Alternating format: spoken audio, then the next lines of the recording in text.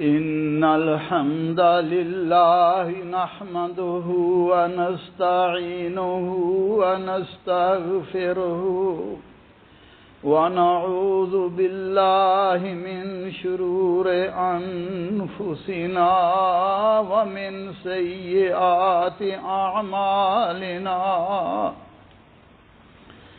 من يهده الله فلا مضل له ومن يضلله فلا هادي له وأشهد أن لا إله إلا الله وحده لا شريك له وأشهد أن محمدا عبده ورسوله اللهم صل على محمد وعلى آله وأصحابه وبارك وسلم تسليما كثيرا كثيرا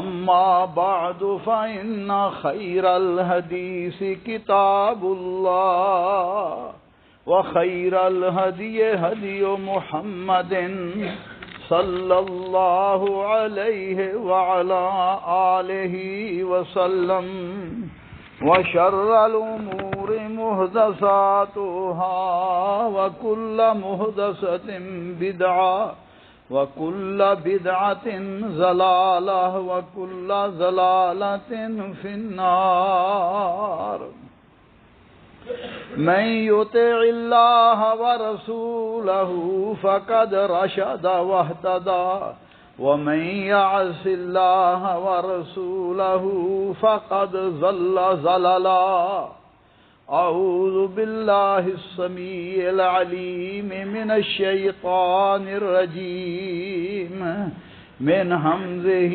ونفخه ونفسه بسم الله الرحمن الرحيم والله جعل لكم من بيوتكم سكنا اور اللہ نے تمہارے لیے تمہارے گھروں کو جائے سکون بنایا۔ بھائیو، دوستو، بزرگو، قابل احترام خواتین اسلام، آج کے خطبہ جمعہ کا موضوع بڑا ہی اہم ہے کہ گھروں کی اصلاح کیسے ہو۔ ہر شخص کی یہ خواہش ہے کہ اس کا گھر امن و سکون کا گہوارہ ہو، اس کے گھر میں نیکی، اللہ کا خوف اور تقوی اور بہترین اخلاق ہوں۔ تو یہ کیسے ممکن ہے؟ گھر اللہ کی نعمتوں میں ایک بہت بڑی نعمت ہے، انسان کے لیے جائے سکون و پناہ اور پردے کا ذریعہ ہے، اور انسان اس سے بہت سارے فوائد حاصل کرتا ہے۔ اللہ مالک فرماتے ہیں وَقَرْنَ فِي بُيُوتِكُنَّ وَلَا تَبَرَّجْنَ تَبَرُّجَ الْجَاهِلِيَّةِ الْأُولَىٰ، اپنے گھروں میں رہو، زمانہ جاہلیت کی سج دج نہ دکھاتی پھرو۔ آپ ذرا غور فرمائیں کہ جن کے پاس گھر نہیں ہے، جن کے پاس سر پہ سایہ نہیں ہے، کوئی ٹھکانہ نہیں ہے، کوئی کہاں سڑکوں پر وقت گزار رہا ہے، کوئی کیمپوں میں وقت گزار رہا ہے۔ گھر اللہ کی بہت بڑی نعمت ہے۔ جب نبی صلی اللہ علیہ وسلم نے بنو نذیر کے یہودیوں کو مدینے سے نکالا تو اس وقت کا حال اللہ بتلا رہے ہیں۔ فرمایا هو الذی اخرج الذین کفروا من اہل الکتاب من دیارہم لاول الحشر، اللہ وہ ذات ہے جس نے اہل کتاب کے کافروں کو پہلے ہی حلے میں ان کے گھروں سے نکال دیا۔ پھر فرمایا یخربون بیوتہم بایدیہم وایدی المؤمنین فاعتبروا یا اولو الابصار، فرمایا نتیجہ یہ ہوا کہ وہ خود اپنے گھروں کو اپنے ہاتھوں سے ضائع کر رہے تھے، برباد کر رہے تھے، گرا رہے تھے، اور مومن بھی ان کے گھروں کو گرا رہے تھے، برباد کر رہے تھے۔ فاعتبروا یا اولو الابصار، اے بصیرت کی آنکھیں رکھنے والو، اس معاملے پہ عبرت حاصل کرو کہ گھر کتنی بڑی نعمت ہے، اور اگر گھر ضائع ہو جائے تو پھر انسان کی کیا کیفیت ہوتی ہے۔ گھر انسان کی جان مال اولاد کی حفاظت کے لیے بہت اہم جگہ ہے۔ فتنوں کے دور میں ہر قسم کی برائیوں سے حفاظت کی ضمانت ہے۔ گھر ہر معاشرے کے لیے ایک مکان کی ایک اینٹ کی طرح ہوتا ہے۔ جس طرح عمارت کی ایک ایک اینٹ کا درست ہونا ضروری ہے، اسی طرح ہر گھر کا اسلامی طرز زندگی گزارنا معاشرے کی اصلاح کے لیے ضروری ہے۔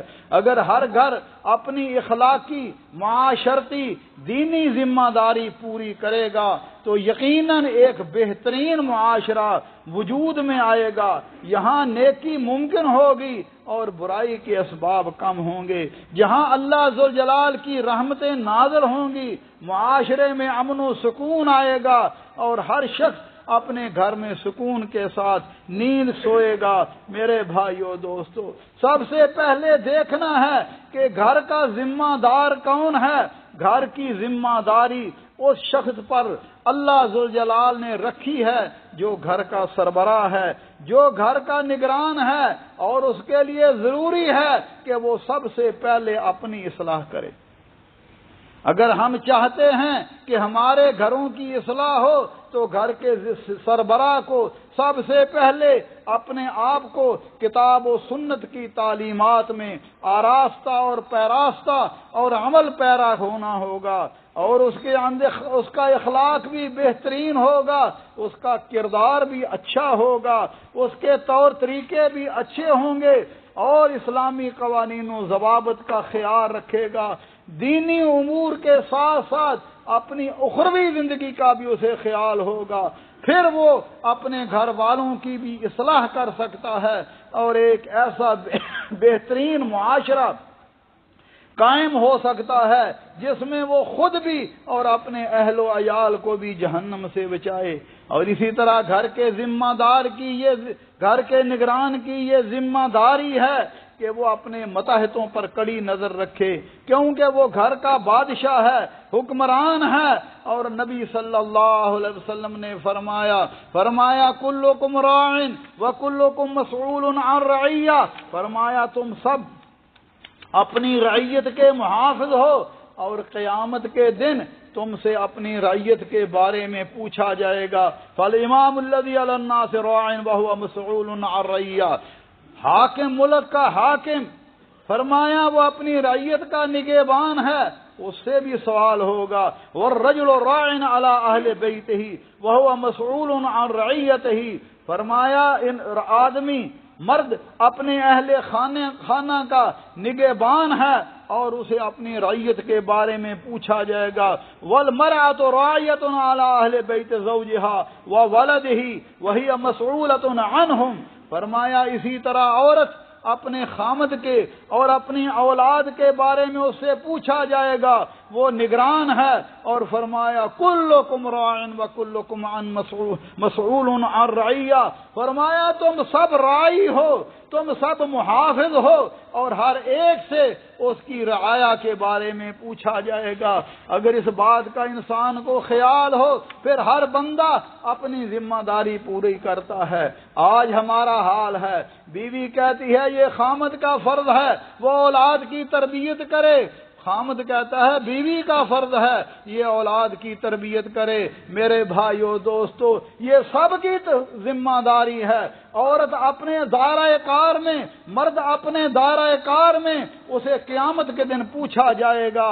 گھر کا ذمہ دار ہے، اسے اپنے گھر اہل و عیال کی برائی، فحاشی، بے حیائی، بے پردگی اور فتنہ و فساد سے بچنے کے لیے اسے کوشش کرنی چاہیے، کیونکہ گھر وہ ایسی جگہ ہے جہاں انسان خود اپنے آپ کو بھی، اپنی اولاد کو محفوظ کر سکتا ہے، برائیوں سے کنارہ کشی کر سکتا ہے، عورت کو بے پردگی سے روک سکتا ہے، بچوں کو بری صحبت سے بچا سکتا ہے۔ اس حالات میں کہ جب فتنوں کا دور ہے، ہر طرف فحاشی اور عریانی عام ہے، رسول اللہ صلی اللہ علیہ وسلم نے فرمایا طوبی لمن ملک لسانہ، فرمایا مبارکباد وہ شخص ہے جس نے اپنی زبان پر کنٹرول کیا، فرمایا وَوَسِعَهُ بَيْتَهُ، اور اپنے گھر کو کشادہ کیا، وَبَكَى عَلَى خَطِيَّتِهِ، اور تنہائیوں میں بیٹھ کر اپنے گناہوں پر روتا ہے، اپنے گناہوں کو یاد کر کے،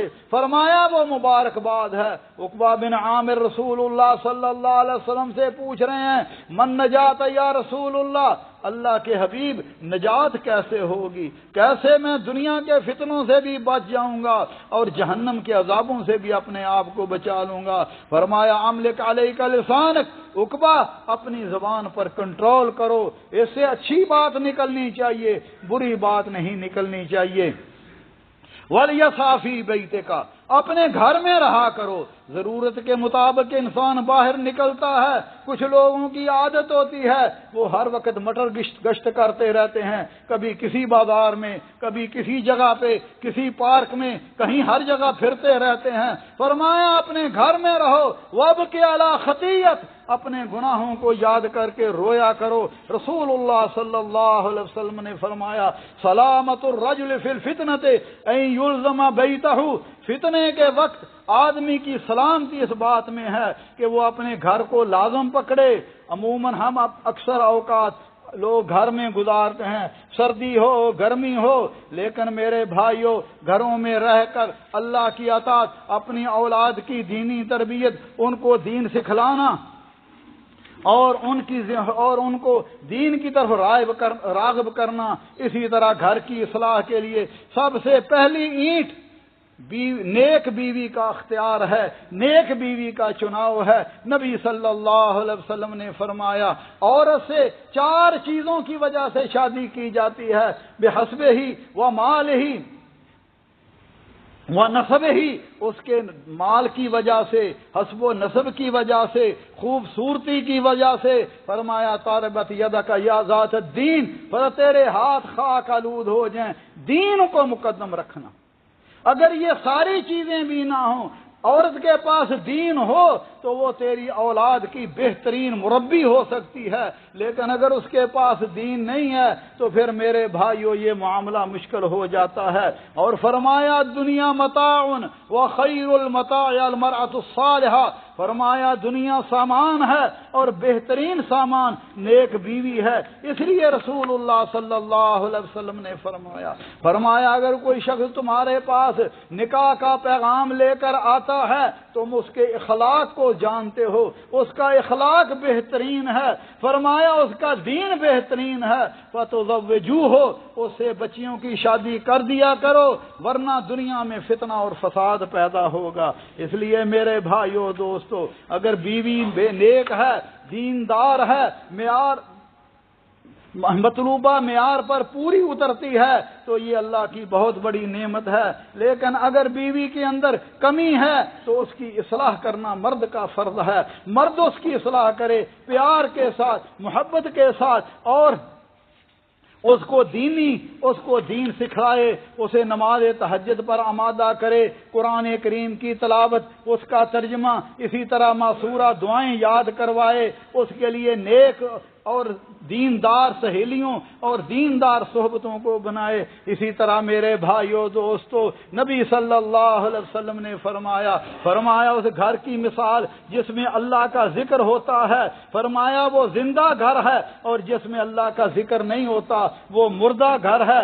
آج کتنے ہمارے گھر مردہ ہو چکے ہیں، جہاں میرے بھائیو دین کو نہیں سکھایا جاتا، نہ قرآن کریم کی تلاوت ہوتی ہے، نہ عورتیں نماز پڑھتی ہیں، اور فرمایا اس کے بجائے شیطانی میوزک ہوتا ہے، رقص و غنا ہوتا ہے، غیبت اور تہمت ہوتی ہے۔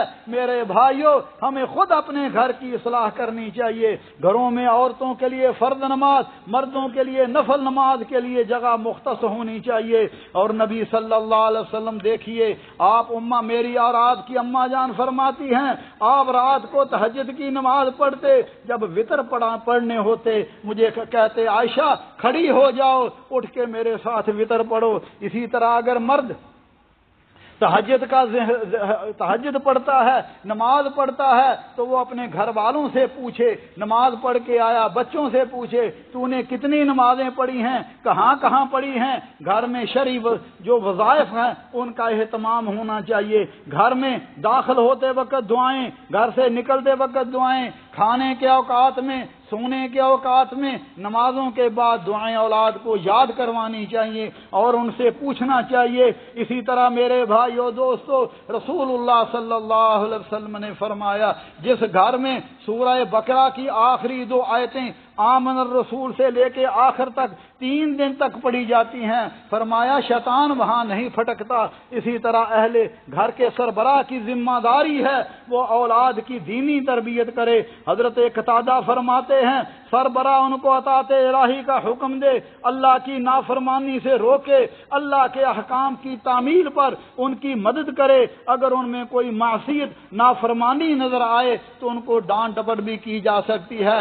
آج ہم دنیاوی امور میں تو اولاد کی ڈانٹ ڈپٹ کرتے ہیں، تو انہیں اچھے نمبر کیوں نہیں لیے، تو ٹیوشن پہ کیوں نہیں گیا، تو نے فلاں کام کیوں نہیں کیا، لیکن نماز کے بارے میں ہم نہیں پوچھتے، دین کے بارے میں نہیں پوچھتے، نہ ہی ان کے دوستوں کے بارے میں ہمارا خیال ہوتا ہے۔ جدھر جاتے ہیں، اور خاص طور پر آج کے ماحول میں جو بے جا محبت اور پیار اولاد کے ساتھ کیا جاتا ہے، اس سے اولاد بگڑتی ہے۔ ان کو کچھ نہ کہو، ان کی گروتھ کم ہو جائے گی، یہ وہ ہو جائیں گے۔ مائیں بچوں کو سینے سے چمٹا کر رکھتی ہیں، جس کی وجہ سے نہ ماں کا خوف اولاد پر ہے، نہ باپ کا خوف اولاد پر ہے۔ اللہ ہمارے حال پر رحم فرمائے۔ اگر ہم دینی ماحول کی کو لے کے آئیں گے، معاشرے میں نیک اور صالح اولاد لوگ پیدا ہوں گے، امر بالمعروف نہی عن المنکر کا فریضہ سر انجام دیں گے، اسلام کے جانباز سپاہی بنیں گے، مصلحین بنیں گے۔ اللہ ہمارے حال پر رحم فرمائے۔ میرے بھائیو دوستو، اللہ ذوالجلال نے ہمیں فرمایا ہے، اللہ مالک فرماتے ہیں وَمَنْ أَحْسَنُ قَوْلًا مِّمَّنْ دَعَا إِلَى اللَّهِ وَعَمِلَ صَالِحًا وَقَالَ إِنَّنِي مِنَ الْمُسْلِمِينَ۔ فرمایا اس سے بہترین بات کس کی ہو سکتی ہے، خوبصورت بات کرنے والا کون ہو سکتا ہے؟ فرمایا من دعا الی اللہ، جو اللہ کی طرف بلاتا ہے، اللہ کے دین کی دعوت دیتا ہے، اللہ کے حبیب صلی اللہ علیہ وسلم کے فرامین کی طرف بلاتا ہے اور خود بھی اس پر عمل کرتا ہے اور کہتا ہے میں مسلمان ہوں، میں فرما بردار ہوں۔ لہذا میرے بھائیو دوستو، 2 خصلتیں ایسی ہیں ان کے علاوہ نبی صلی اللہ علیہ وسلم نے فرمایا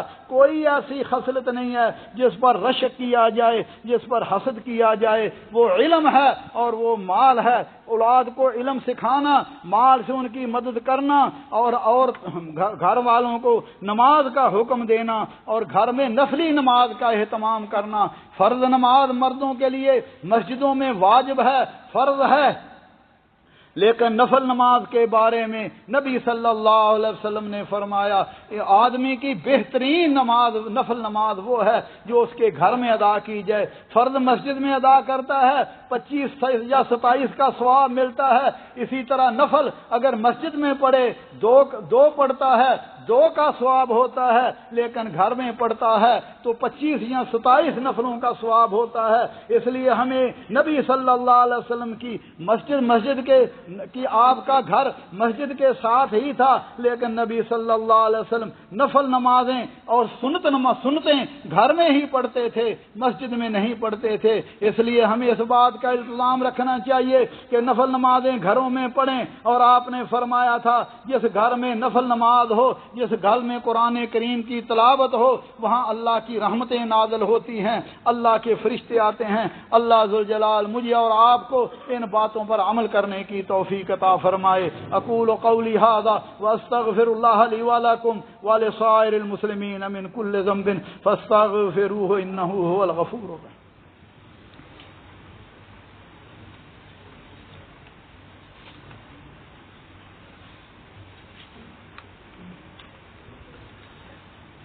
الحمد للہ وسلام علی عبادہ الذین اصطفیٰ अशहदु अल्ला इलाहा इल्लल्लाहु वहदहु ला शरीका लहु व अशहदु अन्ना मुहम्मदन अब्दुहु व रसूलुहु अल्लाहुम्मा सल्लि अला मुहम्मदिन व अला आलिहि व असहाबिहि व बारक व सल्लम तस्लीमन कसीरन कसीरा। मेरे भाइयों दोस्तों, रसूलुल्लाह सल्लल्लाहु अलैहि वसल्लम की आदत मुबारक थी, आप घर वालों के कामों में उनकी मुआमलत किया करते थे।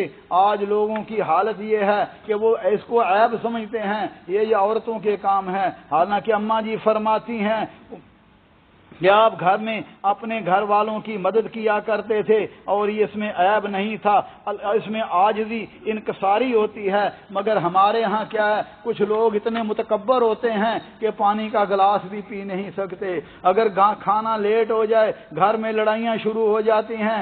बाहर मियाँ साहब बड़े खुश मजाज होते हैं, जैसे ही घर में दाखिल होते हैं मूड ख़राब हो जाता है, तो पेशानियों में शिकन आ जाते हैं और समझते हैं कि यही मर्दानगी है, हालांकि ये जहालत है। इसी तरह औलाद को अच्छी नसीहतें करनी चाहिए, उनके साथ अच्छी तरह गुफ्तगू करनी चाहिए, क्योंकि दीन नसीहत का नाम है।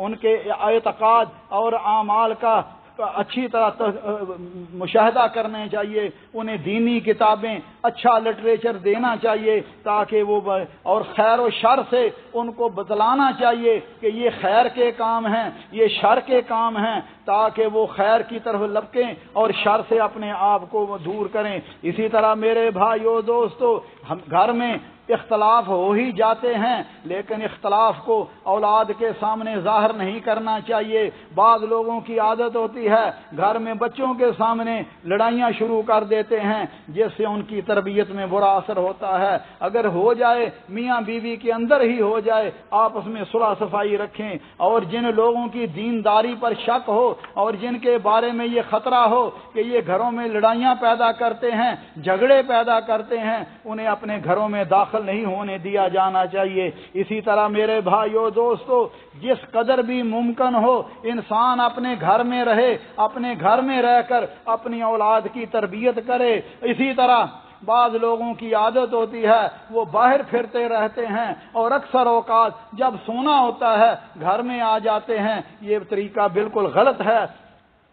इसी तरह बच्चों की बारीक बीनी के साथ उनका जायजा लेना चाहिए, वो कौन सी चीज़ बाहर से ला रहे हैं। बच्चों को कुरान करीम की तिलावत की तरगीब भी देनी चाहिए और कुरान करीम की सूरतें कम से कम आखिरी सपारा तो हिफ्ज़ करना चाहिए। इसी तरह बच्चे बाद औक़ात बाहर से बुरे अखलाक सीख कर आते हैं, उनकी तरबियत करनी चाहिए। बच्चों को जब नबी सल्लल्लाहु अलैहि वसल्लम ने फरमाया, बच्चा 7 साल का हो जाए नमाज के लिए कहो, 10 साल का हो जाए अगर फिर भी नमाज नहीं पढ़ता उसको मार कर नमाज पढ़ाओ। वफ़र्रिक़ूहुम फ़िल मज़ाजिअ, उन बच्चों के बिस्तर अलहदा कर दो, लड़कियां अलहदा सोएं, बच्चे लड़के अलहदा सोएं। इसी तरह घर में नरमी हो, प्यार हो, कि उसको फ़रोग़ देना चाहिए। घर वालों के साथ खंदा पेशानी के साथ और बच्चों के साथ अल्लाह के नबी सल्लल्लाहु अलैहि वसल्लम नहायत ही प्यार करते, उन्हें अस्सलामु अलैकुम कहते।